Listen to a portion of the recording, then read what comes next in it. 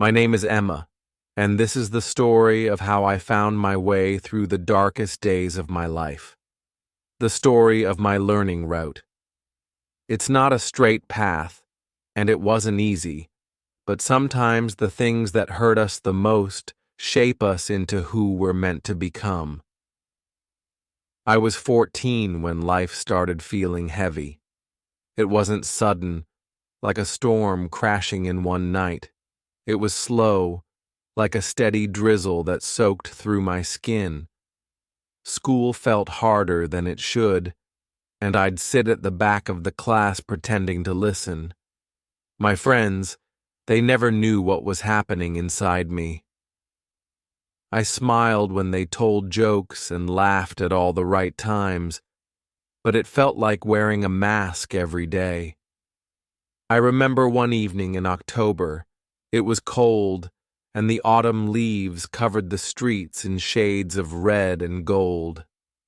I sat in my room, tears rolling down my cheeks, holding my math notebook. The numbers blurred, and my heart ached. I had tried so hard, but I just couldn't get it right. That was the first time I cried so hard that my chest felt like it would burst. Why can't I be like everyone else? I whispered to myself. My mom knocked on the door, and I quickly wiped my tears. I'm fine, Mom, I lied, forcing a smile. But inside, I was sinking. Days turned into weeks, and my grades began to slip. Teachers said I wasn't focusing enough. They gave me advice, but none of it helped. I didn't want to tell anyone how lost I felt. Talking about it made me feel weak, and I thought people wouldn't understand. One night, I lay awake, staring at the ceiling. My heart was heavy with loneliness. I kept wondering if things would ever get better. The thought of quitting crossed my mind more than once. But then I remembered something Dad once told me when I fell off my bike as a kid. Emma, when you fall, it's okay to cry, but you have to get back up. That's what makes you stronger. His words echoed in my mind, and I cried myself to sleep that night, holding on to the smallest bit of hope. The next morning, I decided to try again. Not for anyone else, but for me. I knew it wouldn't be easy. I knew I'd fail again, but I wanted to keep going. So, I made a list. A list of small things I could do each day. One step at a time, I told myself. That's how you grow. The first step was admitting that I needed help. It wasn't easy, but I finally told my best friend Lucas. I don't know what's wrong, I said, tears in my eyes, but I feel like I'm drowning. He didn't say much, just sat with me in silence and squeezed my hand. And that was enough. The next step was asking for support at school. I went to my teacher, Ms. Collins. I stood there, nervous, twisting my fingers, and said, "I'm struggling with math. Can you help me?" She didn't judge me. Instead, she smiled warmly and said, "Of course, Emma. We'll figure this out together." Slowly, things began to change. It wasn't perfect. There were still nights when I cried until my pillow was soaked, but there were also moments when I felt proud. Like the first time I solved a math problem on my own, or when Lucas told me how brave I was for opening up. I learned to be kind to myself, even when things felt impossible. It's okay to struggle, I whispered to myself during hard days. Learning isn't just about grades, it's about growing, even when it's tough. Somewhere along the way, I found a love for reading. Books became my escape, and each story I read made me feel less alone. I found myself connecting with characters who struggled just like me, and their stories gave me hope. There were setbacks too, times when I felt like I was back at square one. But each time I reminded myself, it's okay to cry, just don't give up. I kept moving forward, one small step at a time. Eventually, I realized that my learning route wasn't just about school or grades. It was about discovering who I was, about learning to love myself, even when I felt broken. It was about finding strength in my tears and hope in my darkest moments. Now, looking back, I can say that every struggle, every tear, every hard lesson was worth it. I became stronger, not despite my pain, but because of it. And I learned that it's okay to fall as long as you get back up. To anyone reading this, I want you to know something important. It's okay to struggle. It's okay to cry. But don't ever give up on yourself. You are stronger than you think, and brighter days are always ahead, even when you can't see them right now. Keep going, step by step. That's how you grow. That's how you find your learning route. Some days still feel heavy, and that's okay. Healing doesn't mean you never feel sad again. It means you learn how to carry the sadness without it crushing you. There are mornings when I wake up feeling like the weight of the world is on my chest, but now I know how to breathe through it. I know it's just a bad day, not a bad life. Lucas stayed by my side through it all. You don't have to fix everything in one day, he'd remind me whenever I felt overwhelmed. He taught me how to appreciate small victories, like getting out of bed on tough days or finishing a single homework problem. Every little step counts. He'd say with that goofy grin that always made me laugh, even when I didn't want to. There were also people I had to let go. Some friends didn't understand what I was going through. They thought I was just being dramatic, or that I needed to snap out of it. At first, it hurt to lose them, but I learned that not everyone is meant to stay in your life forever, and that's okay too. During one of the lowest points, I found comfort in journaling. I'd write everything down, the pain, the fears, and the moments of joy, no matter how small. My journal became my safe space, a place where I could be honest without fear of judgment. Dear Diary, I'd write. Today was hard. I felt like crying all day, but I didn't give up. I'm proud of myself. And slowly, those little notes of pride grew. They became reminders that I could survive even the toughest days. It was like planting seeds in my mind, seeds of hope that would sprout on brighter days. Ms. Collins also played a huge role in my journey. She wasn't just a teacher, she became a mentor. Emma, you're more than just your grades, she told me once after I failed a quiz. You're kind, creative, and resilient, and that matters far more than any test score. Those words stayed with me. It felt like she saw a part of me that I hadn't been able to see myself. One day after class, Ms. Collins asked me to help tutor a younger student named Daniel, who was struggling with math, just like I had been. I hesitated at first. I'm not smart enough to teach someone else, I told her. But she smiled and said, you don't have to be perfect to help someone. You just need to care. So, I gave it a try. Working with Daniel was challenging, but it also felt good. Seeing him slowly understand things reminded me of how far I had come, and for the first time in a long while, I felt truly proud of myself.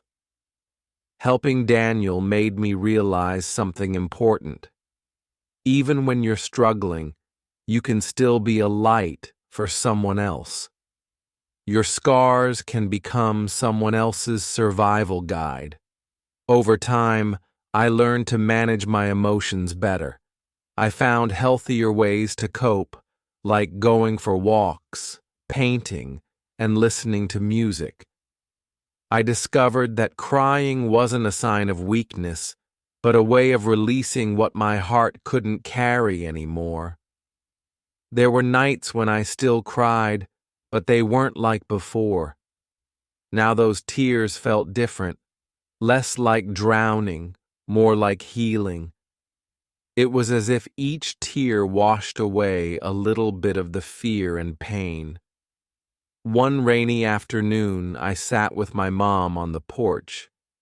We didn't say much, just watched the raindrops race down the glass. And then, out of nowhere, I told her everything. How lost I had felt, how hard it had been to keep going. Tears welled up in her eyes as she held me close. "I'm so proud of you, Emma," she whispered. "You've grown so much, and I love you more than words can say."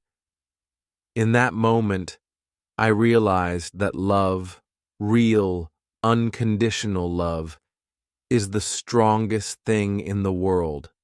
It doesn't fix everything, but it makes the weight a little easier to bear. Now, at 16, I see life differently. I know that struggles don't define me. They shape me. I've learned that it's okay to ask for help and that it's okay not to have everything figured out. Life is a journey, not a race. And my learning route, it's still growing. Every new challenge, every setback, and every triumph adds another branch to it. If you're reading this and feeling lost, I want you to know you're not alone. It's okay to feel scared. It's okay to cry, but please don't give up. There's a whole world waiting for you, full of beauty, hope, and love. Take it one day at a time. Celebrate the small victories, no matter how tiny they seem. Surround yourself with people who lift you up, not tear you down. And most importantly, be kind to yourself. Because just like roots growing underground, even when you can't see it, you are growing too. The journey didn't end there. Life kept testing me, but every challenge I faced taught me something new. There were still nights when I felt small and unsure, but I had tools now. Lucas's steady friendship, Ms. Collins' wisdom, and the strength I discovered within myself. When I turned 17, I started volunteering at a local mental health center. It was a small place that offered support groups for teens struggling with anxiety and depression. I remember my first day there clearly. I was nervous, palms sweating, afraid I wouldn't know what to say. But when I sat in that circle, listening to others share their stories, I felt something shift inside me. Each person had their own struggles.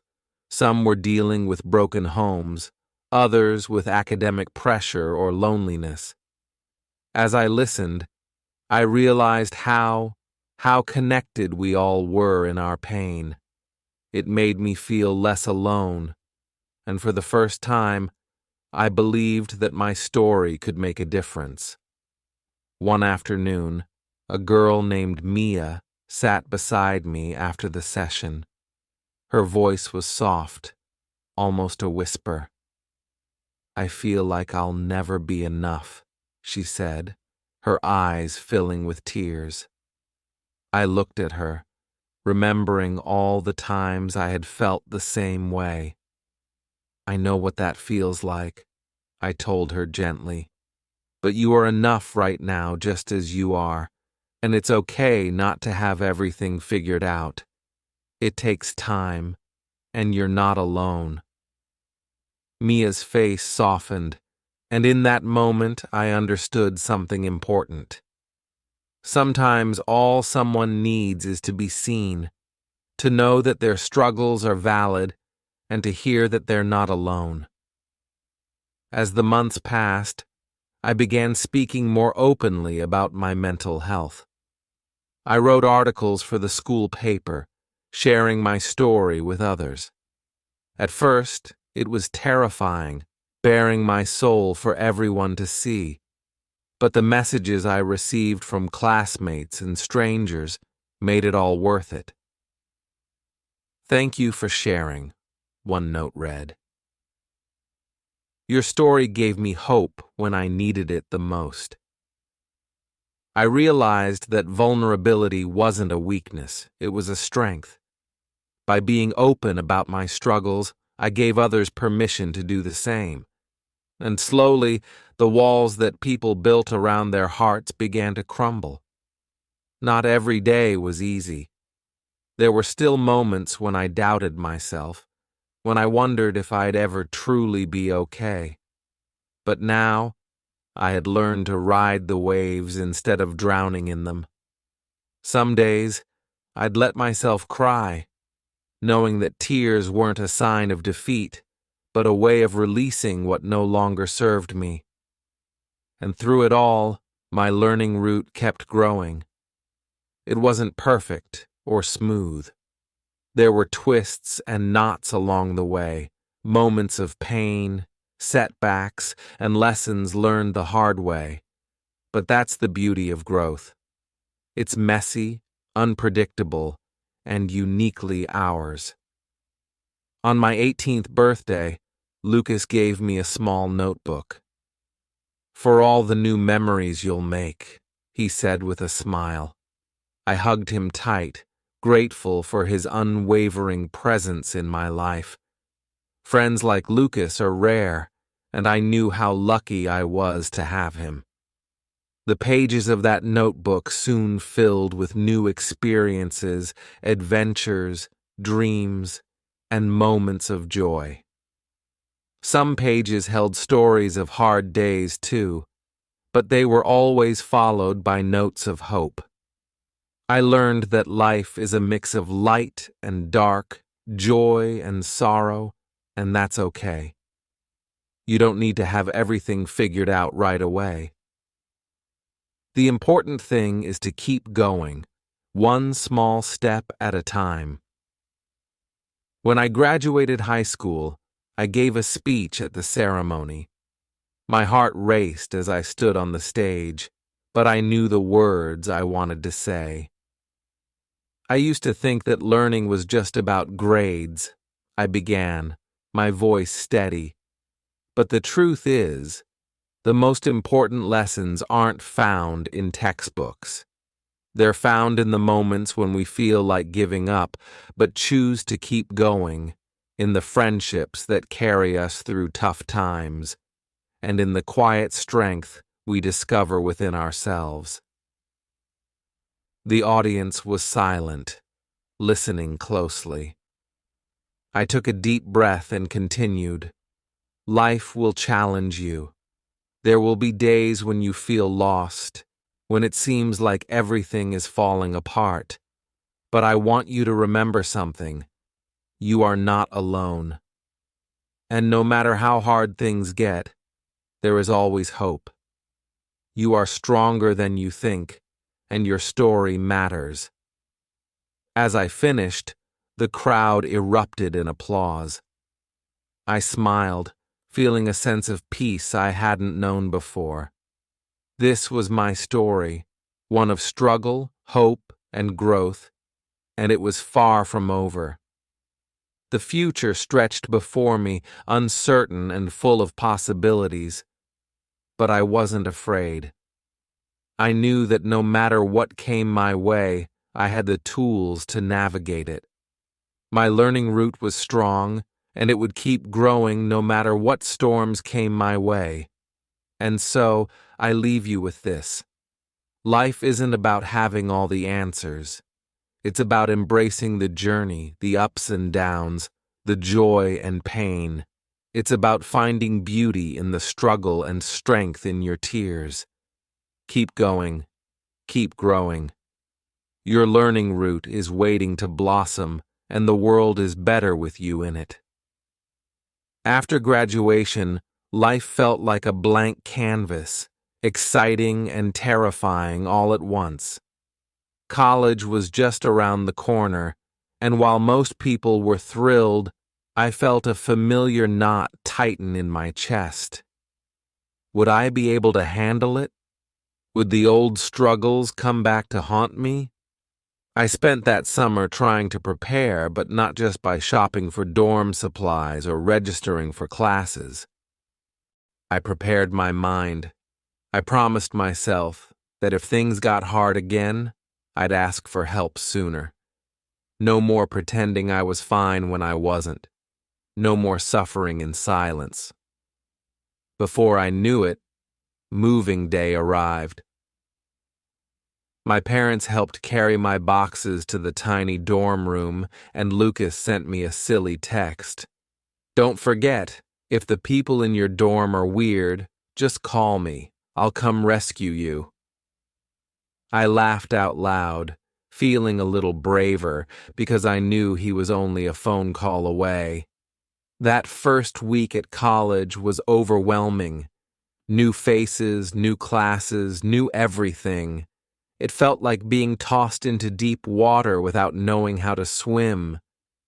But this time, I didn't drown. I reached out.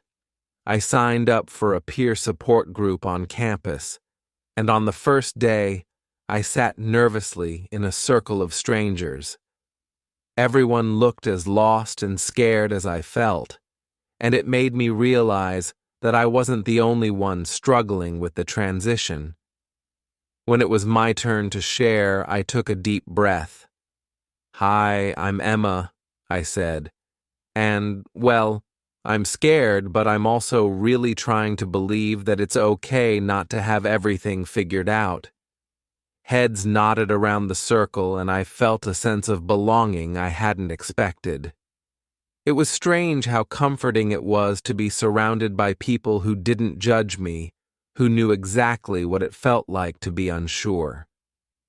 The next few weeks were full of ups and downs. There were moments when I felt like I belonged, like when I made a new friend, Sarah, during a late-night study session. She had the warmest smile and confessed she had cried in the bathroom on her first day. "Same," I admitted with a laugh. And just like that, a new friendship began. But there were also nights when everything felt too much. I'd sit on my bed, staring out the window, wondering if I was cut out for this new life. I missed home.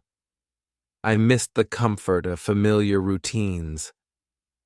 One of those nights I called Lucas. The moment I heard his voice, I broke down. "I don't know if I can do this, Lucas," I whispered, tears streaming down my face. He was quiet for a moment, then said softly, "Emma, you don't have to be perfect. Just keep going, even when it feels hard. One step at a time, remember." And so I kept going. Some days were still hard, but I learned to celebrate the small victories. Getting out of bed on tough mornings, passing a quiz I thought I'd fail, or even just finding time to take care of myself. It all mattered. As the semester passed, I discovered new passions. I took a psychology class that opened my eyes to the importance of mental health, and suddenly, everything clicked. I wanted to help people, the way Ms. Collins, Lucas, and the support group had helped me. By my second year, I became a peer mentor, guiding freshmen who felt as lost as I once had. I saw myself in their worried faces, and I told them what I wished someone had told me earlier. You're not alone. You're allowed to struggle, but you are strong enough to get through it. One night, after helping a student who had been on the verge of giving up, I walked back to my dorm feeling lighter than I had in years. I wasn't just surviving anymore, I was thriving. My learning root had grown deep and strong, and it was blooming in ways I hadn't imagined. Lucas and I stayed close, though life pulled us in different directions. He started working part-time at a music store, chasing his dream of becoming a songwriter. "One day I'll write a song about you," he joked during one of our late-night calls. "Just make sure it's a happy one," I teased back. And life, though still messy and unpredictable, felt good. I learned that healing isn't a straight line. There will always be setback, but they don't erase the progress you've made. I still cry sometimes, on stressful nights, during hard exams, or when the weight of life feels a little too heavy. But now, I know those tears are part of the journey, not the end of it. Looking back, I'm grateful for every struggle, every tear, and every difficult lesson. They shaped me into someone I'm proud to be, someone who knows that real strength isn't about never falling. It's about always getting back up. And so, the story of my learning route continues. It will keep growing, twisting, and turning through the joys and pains of life. If you ever feel like you're falling, remember this. It's okay to cry. It's okay to struggle. But never forget that you are growing, even when you can't see it. One step, one day, one moment at a time. You'll find your way, and when you do, you'll see just how strong you've become.